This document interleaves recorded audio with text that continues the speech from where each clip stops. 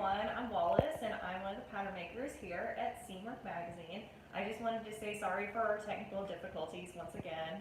Probably not a surprise to anybody who's been watching our live YouTube series, but one of these days we're going to figure it out.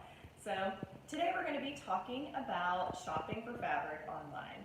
I realize this is a topic that gives a lot of people anxiety, which I personally think is interesting just because I love to shop for fabric online. I started shopping for fabric online many years ago, back when I was in college. My college town was what I dubbed a fabric desert, meaning that we didn't have a lot of places in person that we could go and shop for fabric. We really only had about 3 places in town. So because of that, I had to start learning how to shop online for fabric back when there were really not as many options as there are today. So also, who doesn't love to be able to lounge on the couch and drink some wine, some pajamas, and just be able to browse and look for just about anything at your fingertips? So I also want to remind everyone that if you are a Seamwork Premium member, you actually get a lot of discounts at fabric shops. You just have to log into your account and go to Creative Tools up at the top tab. And then under Creative Tools, you'll be able to find your member discounts on fabric. Some of the shops that are included are Fabric Godmother, Stone Mountain and Daughter Fabrics, Blackbird, La Mercerie, as well as a lot of others worldwide. So even if you're not in Canada or the US, you still have lots of options worldwide. Okay, so we're gonna get started.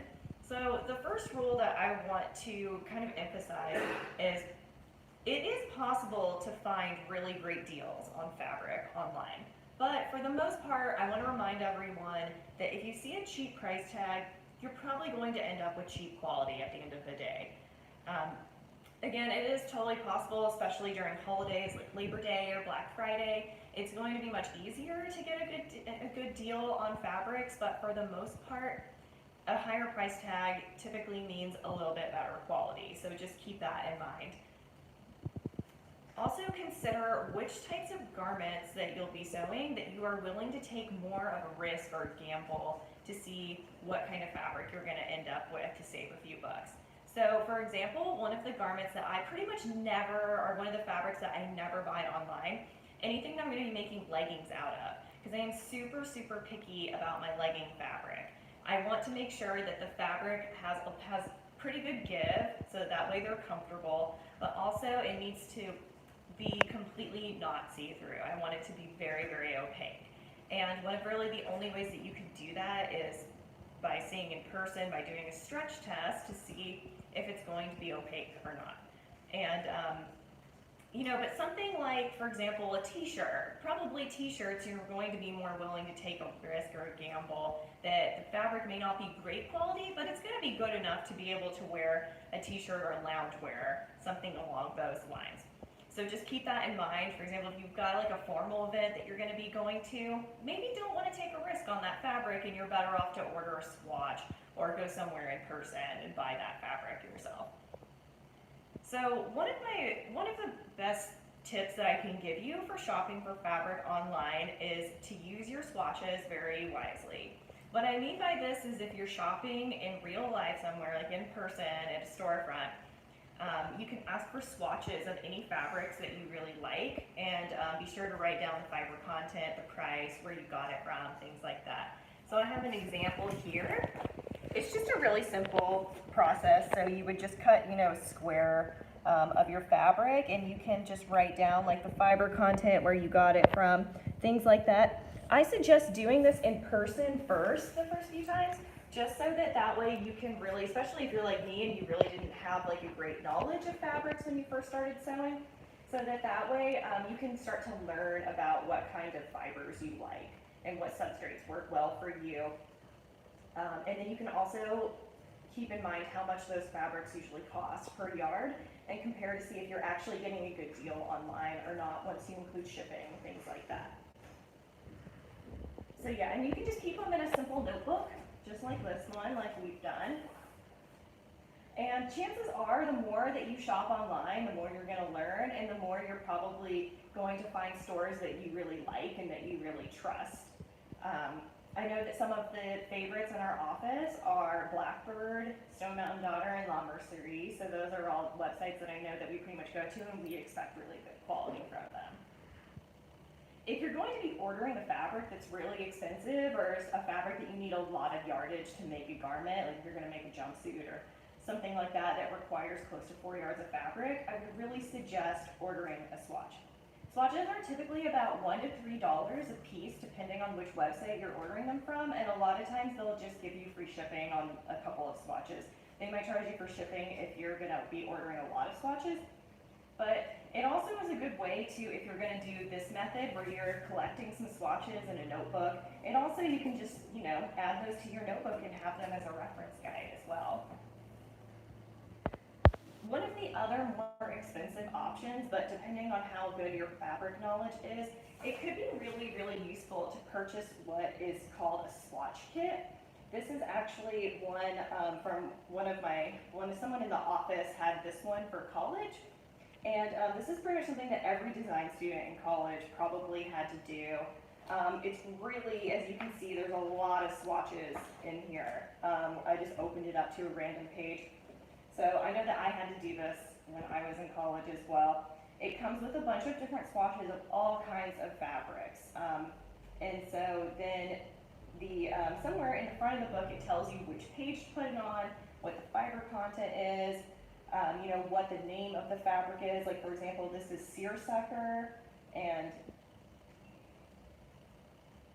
we've got some velour, some taffeta.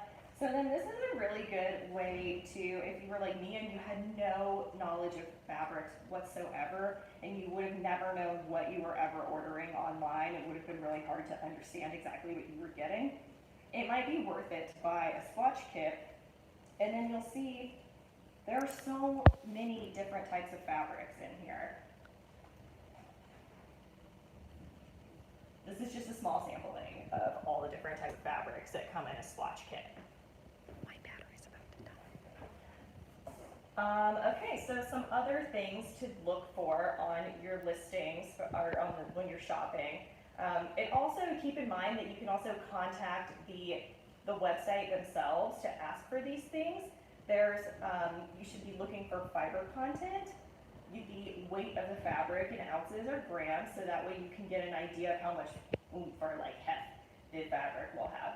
The stretch percentage, if you're shopping for, like, if you want to make some jeans, you probably want a little bit of stretch in your denim, or if you're going to make any kind of knit garment, you want to check for the width of the fabric to make sure that you're going to purchase enough of it. If you are shopping for any kind of print, you want to make sure that you know the scale of it.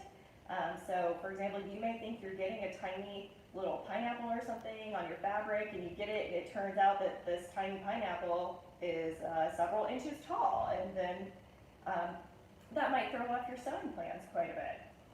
Another thing is a lot of websites allow you to leave reviews.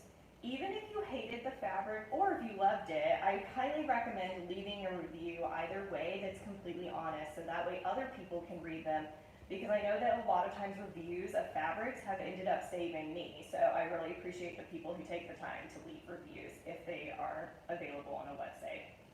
And also really look over the site's return policies, because some fabric websites are really great about allowing you to return just about anything, even if it's already been cut.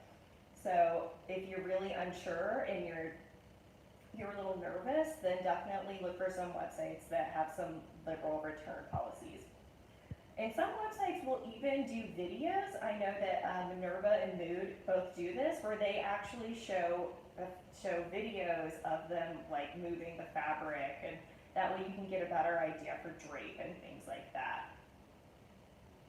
Some more, I guess, like untraditional methods of being able to find out more about fabric that you might be interested in. I would suggest looking to see if the website has a blog. A lot of times if they have a blog, you can see people making garments either on staff or ambassadors of that website who have made garments out of fabrics, all the different fabrics on their website. And Another way is to see if that fabric company has a Facebook group. I know, for example, like Raspberry Creek has a Facebook group that's very active, and so I know that a lot of people who shop at Raspberry Creek will post a lot of pictures of all the things that they make out of their fabrics. So that's another good idea. Also, don't forget to check out Instagram. Certain fabric companies create like personal hashtags for each fabric that they sell, and then that's a really fun way to see what other people have made. I know that sometimes when I'm trying to be able to tell a scale, and if a website hasn't written me back, and I really want to, if I'm super eager to order something and I haven't heard back from customer service yet, I can just go on Instagram, see either, you can either search their hashtags or you can search under their tagged photos to see maybe if people just simply tag them on their actual photo rather than using a hashtag, and you would be able to easily tell then like the scale of a print that you're interested in. So yeah, do we have any comments or anything yet? No? Okay.